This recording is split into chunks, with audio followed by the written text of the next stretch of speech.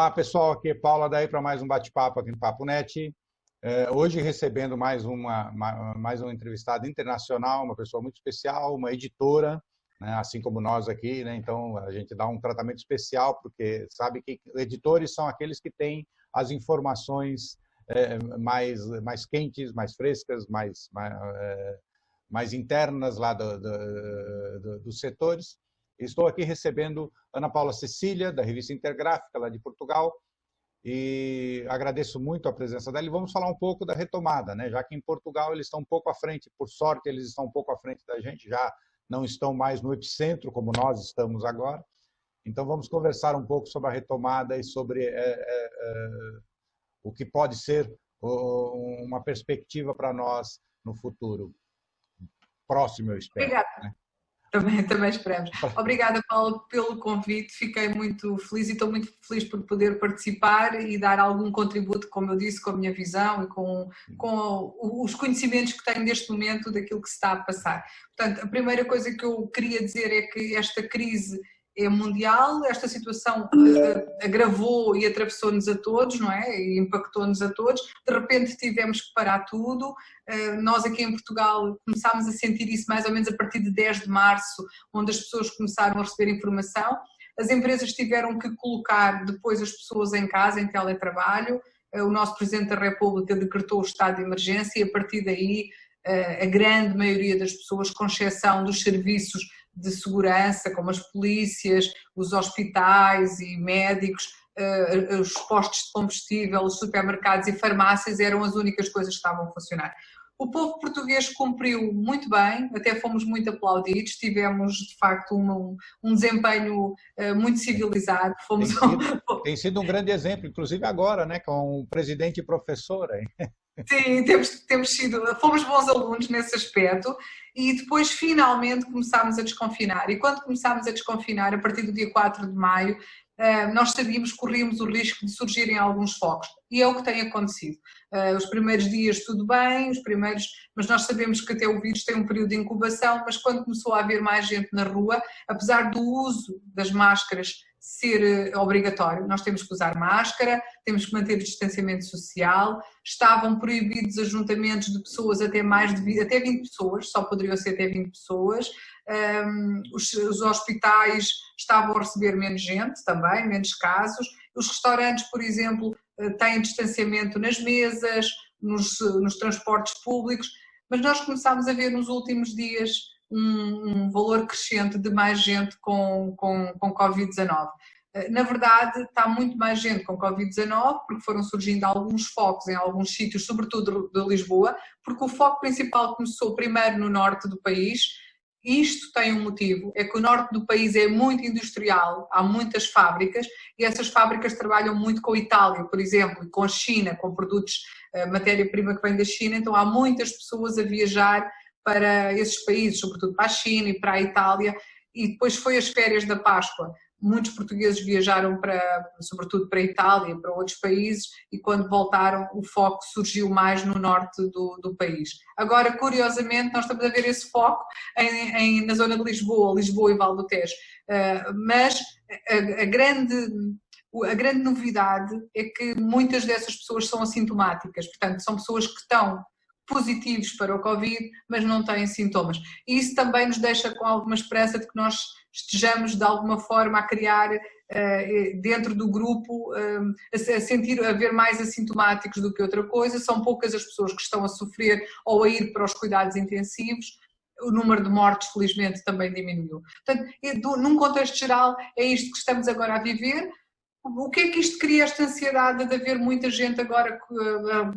Estamos todos os dias a registrar cerca de perto de 300 e tal pessoas com casos positivos, na região, sobretudo nesta região de Lisboa, a grande maioria, mais de 80%.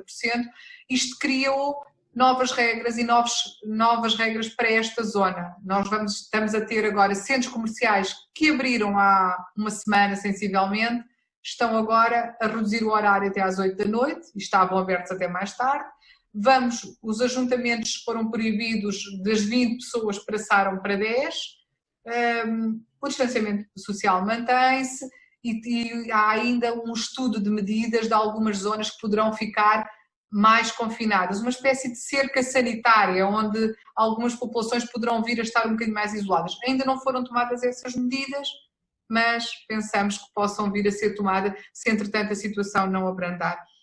O que é que tudo isto cria, Paulo? Tudo isto cria uma ansiedade nas pessoas em particular e nas empresas em geral, porque as empresas, quem dirige uma empresa está manifestamente preocupado porque precisa de colocar, nós precisamos todos colocar a economia, uma roda dentada que vai começando a funcionar e que em vez de estar a girar mais rápido, está a girar ainda mais lento. Então, tudo o que é projetos empresariais, neste momento estão muito timidamente ou quase envergonhados a tentar não descolar. E isso cria-nos a todos ansiedade. As pessoas dormem pior. Eu ouvi dizer, não tenho a certeza, mas já ouvi dizer a algumas pessoas que trabalham em psicologia que os psicólogos estão a registrar muitas consultas, sobretudo pessoas com crises de ansiedade e de pânico. Aqui no Brasil havia uma piada no começo da pandemia de que as primeiras profissões que retornariam depois da pandemia seriam os psicólogos e os advogados para fazer os divórcios. É verdade, eu também creio que será o mesmo aqui. Aqui sim, também se verifica a mesma coisa, muita gente ansiosa. É bem complicado. E é interessante a participação do mercado gráfico nessa retomada, né? Porque de uma parte do mercado gráfico, que é a parte de embalagem, de deliveries e até agora de comunicação, né? De comunicação, principalmente a comunicação na retomada, que as pessoas precisam comunicar os novos protocolos, procedimentos, fazer a demarcação de solo para distanciamento e tudo mais, foi bastante impactado, surgiu novas demandas e até um aumento da demanda nos produtos essenciais, né? Nas embalagens de produtos essenciais, fármacos e tudo mais. Mas, por outro lado, houve também uma grande quebra de produção, de demanda no restante do material impresso, né? Eu sei, por exemplo, aí que hoje até o governo de Portugal fala até em substituir o livro didático, né? Em substituir por livro, tem até um projeto para isso nesse sentido. Né? Eu penso que como o mercado gráfico está afetado hoje aí? Você está vendo essa afetação do mercado gráfico aí na Europa, em especial em Portugal? Em Portugal, aquilo que eu tenho visto é que essa questão de que o governo está a tentar aproveitar, entre aspas, aproveitar a situação para que, por exemplo, os manuais escolares passem a ser colocados online, portanto, porque nós tivemos, durante esta pandemia, nós tivemos uma espécie de telescola. Curiosamente, há mais de 30 anos, houve muitas regiões de Portugal que tinham a telescola, era dada através da televisão, não havia professores presenciais e havia através da televisão. E agora voltou-se um bocadinho, só com as aulas online, não é? Porque toda a gente hoje tem internet e foram dadas as aulas desta forma. Acabou por não correr mal e o governo viu aqui uma porta de saída para que no futuro esta digitalização completa da escola aconteça. Por consequência, eles olham para uma oportunidade de colocar os manuais escolares também todos desta forma. Claro que a APIGRAF, a Associação das Indústrias Gráficas e Transformadoras de Papel, está a trabalhar para que isso não aconteça, porque se nós falarmos no papel essencial que o livro tem, sobretudo que o próprio papel tem no ensino, nós todos sabemos que esse papel é decisivo, o papel do papel é decisivo até para o estudo e para a aprendizagem. Eu recentemente coloquei no site da minha revista um estudo feito durante a pandemia no Reino Unido sobre a parte editorial e nós verificámos, nesse estudo verifica-se que, por exemplo, o livro infantil cresceu 200 e, se não me engano, 46% em termos de vendas, porque os pais, mesmo nas lojas de conveniência, optaram por comprar livros em papel para os filhos que muitas vezes não estavam tão familiarizados com o papel. Venderam-se mais revistas, venderam-se mais quebra-cabeças, aqueles livrinhos de puzzles e tudo isso. Então há uma luz ao fundo do túnel porque na verdade o papel voltou a ter um significado maior e a impressão cresceu dentro da área editorial, que era uma coisa que a maior parte das pessoas não estava à espera. Inclusive em Inglaterra, a própria entrega dos livros, das revistas e tudo isso era feita com um subsídio estatal. Portanto, o próprio Estado tinha um apoio para que fossem entregues em casa todos esses produtos. Aqui em Portugal nós vemos exatamente isso, que esta questão está a ser aproveitada pelo Estado e há uma preocupação para as empresas gráficas. Vimos que as empresas que continuaram sempre a trabalhar, são empresas da área de embalagem, da rotulagem, etiquetagem, continuaram a trabalhar porque estão a reboque de tudo o que é a área alimentar e tudo aquilo que são também a área farmacêutica, os tais de entregas, os deliveries e por aí adiante, porque nós compramos, estivemos enclausurados e compramos mais online, precisámos de receber tudo embalado. As outras áreas ficaram praticamente suspensas, como sobretudo a área do grande formato para tudo o que são concertos, eventos, área cultural, teatros, cinemas, congressos, tudo isso ficou suspenso. Deixei de ouvir o Paulo. Não sei se o Paulo me está a ouvir, eu não estou a ouvir. Tá, não. Pronto, mas todas essas áreas... Não, realmente, a área de eventos foi muito afetada. Muito afetada. Foi rapidamente, ela foi afetada de modo imediato. Na verdade, ela foi cortada. Aqui no Brasil, por exemplo, foi de um dia para o outro. A notícia de paralisação de eventos foi imediata. Ficaram projetos tinha empresas que estavam, inclusive, montando suas feiras e tiveram que parar a montagem de um dia para o outro.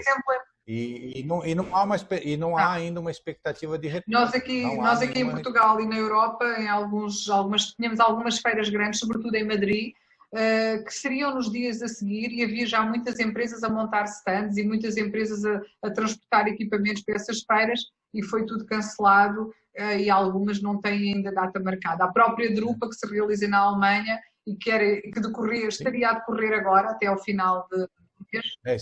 Estaria acontecendo agora, né? Estaria terminando amanhã. Então a própria feira foi cancelada e foi adiada. Estaríamos em Düsseldorf agora lá. Podíamos fazer esta entrevista em Düsseldorf, não é? Seria interessante, este bate-papo. Aqui em Portugal, as empresas gráficas estão, de facto, as que trabalham na área da impressão comercial, estão um bocadinho a sofrer. Tudo o que são agências de publicidade, clientes diretos, tudo o que são esses projetos, a grande maioria estão suspensos. Há uma retomada muito lenta. Sim. Há uma necessidade das marcas comunicarem com os seus clientes, mas não estão a saber também como fazê-lo. Então, o que tem acontecido tem sido recorrer muito ao online. E eu vou dizer a minha opinião, sinceramente, Paulo, que pode ser um bocadinho contraproducente, é que há um excessivo número de empresas neste momento a fazer eventos online, Sim. Mas há alguns eventos sem conteúdos. Portanto, as marcas descobriram que é relativamente fácil fazer eventos online, querem comunicar, mas muitas vezes comunicam sem rumo e sem conteúdos interessantes. E isso é contraproducente, porque o que é que vai fazer? Vai fazer com que quem esteja a ver, cliente ou não, muitas vezes fique com uma má ideia daquela marca, porque aquela marca não teve conteúdos relevantes a comunicar e está apenas a que nós chamamos de encher chouriços, não é? Passar tempo, a querer aparecer. Aqui no Brasil falamos encher linguiça. É a mesma coisa, vai estar ao mesmo, exato, igual. Então, torna-se um bocadinho contraproducente, mas está... Eu tenho percebido essa mesma questão. Tem muitos eventos, inclusive eventos concorrentes, e eu tenho até por força de ter um canal de eventos, que a gente já fez 130 vídeos em 2 meses e um pouco, ou seja, em 10 semanas, e a gente até percebeu que chegou um momento que estava ficando um tanto repetitivo até os temas, tivemos que mudar temas, porque se falava pessoas diferentes falando exatamente a mesma coisa. E acaba saturando mesmo, né? Sim. Isso evoca aquela outra questão que você tinha falado de comprar livros para as crianças, porque está havendo uma saturação de online nas casas, né? Porque a pessoa trabalha online, estuda online, convive online, fala com os parentes online, né? Fica na telinha o tempo inteiro. Não, a saturação. E as marcas também estão caindo no mesmo problema, porque elas também estão com uma forte exposição online, né? E isso baixa a qualidade, inclusive, da transmissão online, né? As próprias transmissões feitas por muitas empresas são assim, sem grande sumo, não é? Exatamente, não são profissionais, são amadoras, né? São improvisadas, né? São improvisadas. Vamos falar sobre tal coisa. E não há uma estrutura, não há um pensamento. Quando se faz um evento, por exemplo, as empresas trabalham um ano inteiro elaborando aquele evento, elaborando o que vão falar, o que vão mostrar, o que vão fazer naquele evento, né?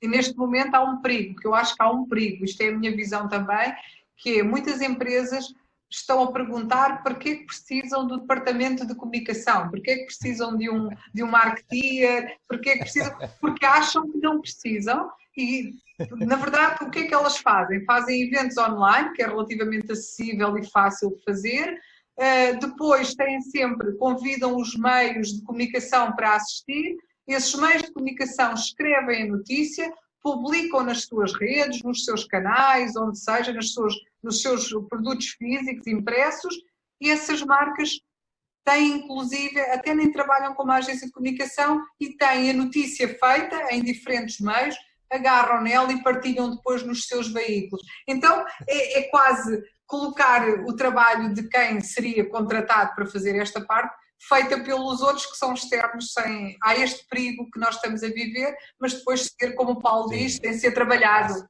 Mas sabe o que isso me lembra? É você ir à farmácia e comprar o remédio para a sua doença. Sim, exatamente. Sem passar no médico. Eu estou com uma dorzinha aqui, vou lá na farmácia.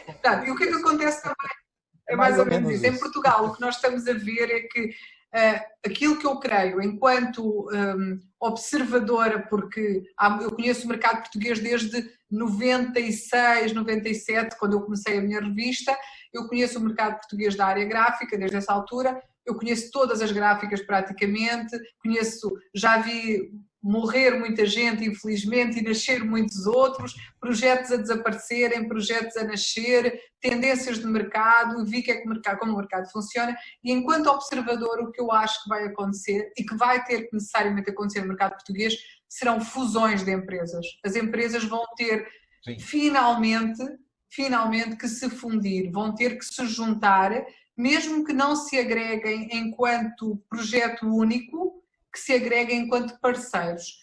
Não podem mais. Sim. Nós temos uma cultura muito individualista. Aqui em Portugal nós temos os CEOs das empresas. Aqui os CEOs das empresas querem saber quem é que manda no projeto, quem é a cabeça, mas quem é que vai mandar? Sou eu, é o outro, quem é que decide? Eu acho que isso não é importante. O importante é passar uma mensagem, que eu costumo dizer esta frase, é mais importante nós sermos donos de um latifúndio que seja, aqui um latifúndio é uma grande propriedade, mas que tenha 3 ou 4 donos. Sim. E seja uma grande propriedade, que possa dar um rendimento bom, que seja produtiva, que tenha futuro, do que ser dono de um quintal sozinho. Porque se eu for dona desse quintal sozinho e esse quintal não der sequer para eu sobreviver, não vai ser importante que eu seja dona daquele quintal. É importante que eu seja dona de algo que floresça e que dê. E as empresas gráficas são isso mesmo. Muitas empresas são pequenas, não têm capacidade organizativa, não têm uma visão, sozinhos não têm uma visão tão abrangente, ou mesmo tendo a visão, não têm a capacidade. Então vamos ter que criar aqui fusões entre empresas, algumas aquisições. Eu há pouco falei em 700 milhões de euros, ou disse ao Paulo antes da entrevista, 700 milhões de euros que a União Europeia está a preparar, 700 mil milhões de euros que a União Europeia se está a preparar para injetar na economia, e esse dinheiro também vai ser destinado a projetos de aquisição e de fusões entre empresas. Então eu penso que também passará por aí, passará também por projetos web to print, ou plataformas de e-commerce, porque alguns projetos web to print em Portugal estão bem, são saudáveis, mas é preciso que exista outros tipos de projetos novos e eles estão a começar a surgir. Também veremos, também será uma área que nós veremos nesta parte. Perfeito. Eu acho que vai haver muita mudança e muita Eu espero, pelo menos, que haja muita racionalidade na aplicação nessa pós-pandemia. A gente vai estar muito mais consciente, muito mais pensando muito mais para fazer as coisas, né? Se precavendo muito mais para fazer as coisas, para manter as coisas por mais tempo, né? Para não ser abalados tão fortemente como fomos dessa vez. E Paulo, essa questão do web to print, hoje muitas empresas percebem que já deveriam estar. Já deveriam estar, já é tarde. Sim, eu costumo. Paulo, eu fiz um primeiro evento web to print há muitos anos. Eu fiz um primeiro evento e consegui reunir em Lisboa cerca de 60 empresas e no Porto mais de 120 pessoas, o equivalente a umas 80 empresas. Na altura eu fiz porque a Pixaprinting, penso que o Paulo conhece, a empresa web to print italiana, a Pixaprinting nessa altura me tinha convidado para ir à Itália, em Veneza, ver as instalações deles, a inauguração, e eu fiquei muito impressionada com aquela empresa que tinha tem um modus operandi maravilhoso. Sim. E na altura tentei passar a mensagem. Só que aqui em Portugal era muito cedo para isso, mas ao longo dos anos foi engraçado ver que as empresas reconhecem essa necessidade do web to print, mas têm medo, dizem, eu sozinho não consigo. Mas bolas, não é preciso ir sozinho, é preciso ir acompanhado para chegar mais longe. E muitas vezes aquela ideia de que é preciso ter uma plataforma onde estejam umas instalações físicas sozinhas. Não, pode ser uma plataforma que reúna várias empresas, um cluster, pode ter um cluster que reúna. Aqui no Brasil nós temos um caso clássico, que foi a Print. A Print é uma espécie de Airbnb das gráficas aqui no Brasil. Ela começou só com a plataforma, ela não tinha uma máquina gráfica para imprimir, ela era só imprimir em parceiros. Hoje ela já tem uma plataforma enorme, ela já tem uma planta enorme, ela está bem constituída, mas ela começou assim, ela começou com esse trabalho em rede, né? Buscando parceiros para resolverem o problema que ela estava criando, porque ela estava criando demanda, ela criou uma demanda muito forte online, só que ela não tinha equipamentos para imprimir. E foi muito acertado a estratégia deles, porque rapidamente... Então imagina, Paulo, imagina quando as empresas já têm esses equipamentos, já têm meio caminho andado para o fazer, não é? Exato. Já têm, metade do caminho está feito, os equipamentos estão lá, as organizações estão estruturadas, é preciso apenas pensar o processo. E então eu creio que em Portugal nós veremos algumas mudanças nessas áreas, na área do web to print, na área das empresas que se conseguirão concertar para se fundir e para fazer projetos em comum, empresas que estão a olhar para o futuro na área da eficiência energética e que dentro das suas próprias instalações podem tornar-se mais produtivas, mais eficientes e ter também um exemplo, e esta digitalização que veio acelerar estes processos todos, sem esquecer que ser digital não implica abandonar o papel ou outros substratos, porque nós somos seres humanos, os seres humanos são de toque. Eu gosto muito de estar nesta entrevista com o Paulo, mas eu gostaria muito de poder estar frente a frente e bebermos um café e portanto, seria... Não elimina a necessidade de fazermos essa entrevista pessoalmente. Claro. Exatamente, porque as pessoas precisam de estar juntas, precisam do toque. Sim, sim. E os produtos é uma pena que já estamos chegando ao final da nossa aqui, porque já foi o nosso tempo também. Foi muito rápido, Paulo, mas pronto, eu compreendo. Agradeço imensamente aí pela sua disponibilidade em falar com a gente e em fazer essa entrevista conosco. Eu vou agradecer ao Paulo e acho fantástico o facto do Paulo ter esta iniciativa também de poder ter estas conversas, que nós aqui em Portugal chamamos uma espécie de bate-papo, de conversas rápidas. É como nós chamamos aqui, é o nosso bate-papo. Exatamente. Pronto, acho muito bom e fico à disposição de alguma coisa que precisem da parte do Brasil, algumas pessoas que possam ver e alguma coisa que precisem também daqui em Portugal. A revista a Intergráficas é uma revista que está no mercado há 23 anos. O meu conhecimento sobre o mercado é transversal e também é da Europa, porque muitas empresas na Europa que eu visitei já e que estou em constante Vamos ter outros bate-papos, com certeza. Vamos ter outros bate-papos em breve. Obrigada por tudo, Paulo.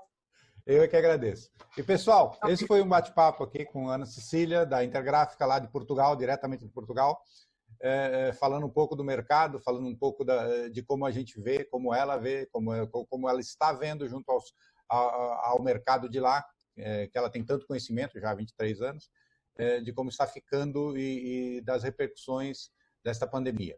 E como eu sempre digo, olha, se vocês gostaram, curtam, se não gostaram, digam porque não gostaram. Aliás, digam porque gostaram também, porque a gente precisa melhorar, a gente precisa realçar nossos pontos fortes, melhorar nossos pontos fracos. Se inscrevam no canal, ativem as notificações e, como eu sempre digo, no final de cada bate-papo aqui no Papo Net, somos uma sociedade colaborativa e pela primeira vez na história da humanidade nós temos as ferramentas para fazer essa colaboração de forma online, imediata, instantânea, sem nos preocuparmos com distância, com afastamento, com isolamento, com fronteiras. Então, utilizem as ferramentas para a gente construir uma sociedade melhor, para a gente sair dessa pandemia ainda mais fortalecidos. Tá bom? Nos vemos no próximo Papo Net. Até mais. Obrigado. Obrigada. Obrigado, Ana Cecília. Foi um prazer enorme conhecê-la. Tá? Eu espero que até a Drupa a gente consiga fazer essa entrevista pessoalmente. Certeza. Paulo, se precisar de alguma coisa de cá, é só dizer. Vamos manter contato, eu tenho o seu WhatsApp agora de vez em quando. Sim, vou incomodá-la aí. Vou incomodá-la. Eu estive o ano passado, em setembro, estive em Fortaleza, na feira de Fortaleza, que aconteceu. Na Febratex? Sim, Febratex, sim. Conheceu o Elvio? Conheci. Uma pessoa maravilhosa. Incrível. Um grande amigo meu. Eu gostei muito. Eu gosto muito da Luciana, sou muito amiga dela. Conheci outros empresários do Brasil, desde São Paulo e tudo isso. Fiquei amigos, comunicamos frequentemente. Já sabe, alguma coisa também avise quando estiver por aqui. Está certo. Obrigada, Paulo. Eu avisarei quando for por aí. Faço questão que diga alguma coisa, certo? Combinamos alguma coisa, certo? De certeza. Obrigada, Paulo. Obrigado, até a próxima.